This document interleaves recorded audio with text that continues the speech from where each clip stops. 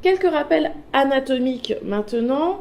On va reprendre chaque glande tranquillement pour voir un petit peu à la fois où elles sont situées et puis leur rôle, sans rentrer dans le détail dans un premier temps par rapport à leur rôle, mais en tout cas une première indication.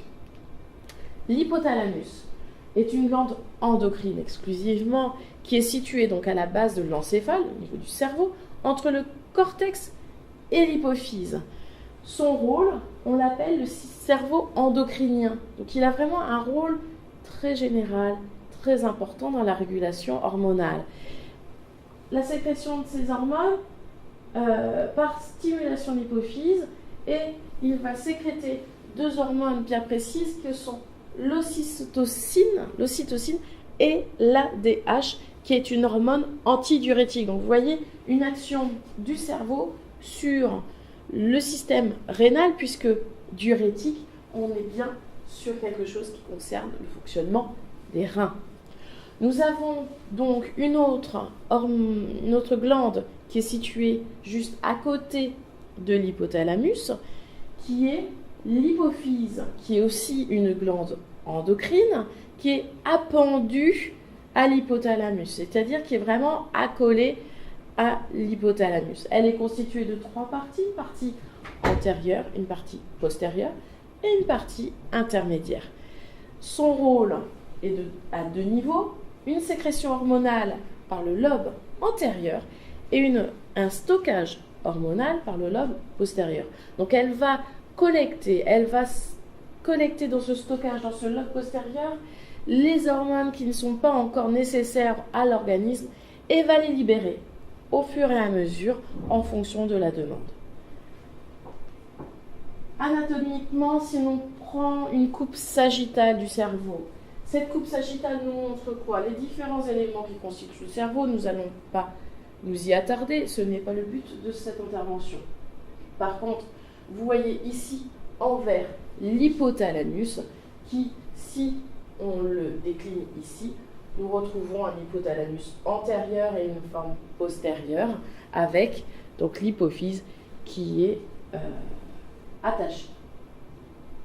Nous avons ensuite en autre glande, si nous descendons, là nous étions au niveau du cerveau, il nous faut descendre un petit peu maintenant au niveau du cou et tomber sur une glande qui est assez connue, qui est la glande thyroïde, qui est une glande endocrine périphérique, qui est située sur la partie antéro-inférieure et latérale du cou. Donc nous verrons après, j'ai un petit schéma pour vous montrer où elle est située exactement.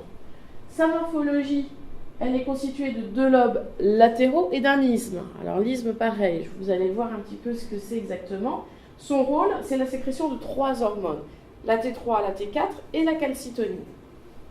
Donc, anatomiquement, la glande thyroïde, elle est située ici, en bleu.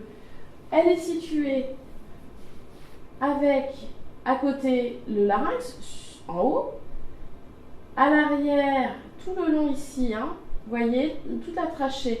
Et en fait, la glande thyroïde va se mettre sur cette trachée, par les côtés.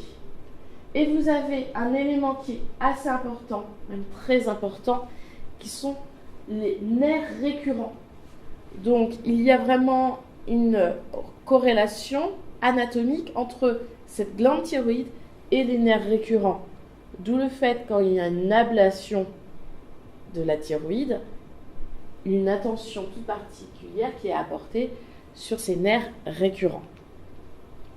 Si on se décale un petit peu, si on voit un peu de profil, cette glande thyroïde, on a toujours notre larynx et, vous voyez, notre trachée ici qui s'enchaîne, et notre glande thyroïde qui est vraiment accolée, pour le dire, à cette trachée, avec les nerfs récurrents qui passent ici, et les glandes thyroïdes qui se situent ici, ce sont les petits points blancs, donc les glandes parathyroïdes, donc qui se trouvent en parallèle, si vous voulez, de la thyroïde.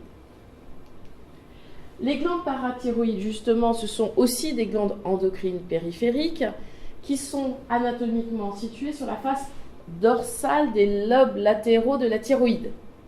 Voilà, qui ont pour rôle Par contre, la sécrétion hormonale de la PTH, attention aux abréviations, la PTH, vous le rencontrez en orthopédie dans la prothèse totale de hanche. Bien sûr, là, il ne s'agit pas du tout de la même chose, puisque quand on parle de PTH dans le système endocrinien, nous parlons bien de la parathormone et pas de la prothèse totale de hanche. Attention. Ici, ces glandes parathyroïdes, vous voyez, si on prend une vue en arrière, une vue postérieure du cou de l'individu, nous avons les glandes thyroïdes qui sont ici sur les côtés, par ici, et en vert, les petits points verts que nous avons ici sont les glandes parathyroïdes supérieures, inférieures, gauche et droite. Et toujours avec ici notre trachée qui est entourée par notre thyroïde et par les glandes parathyroïdes par la même occasion. Avec tout un système artério-veineux et un système nerveux périphérique.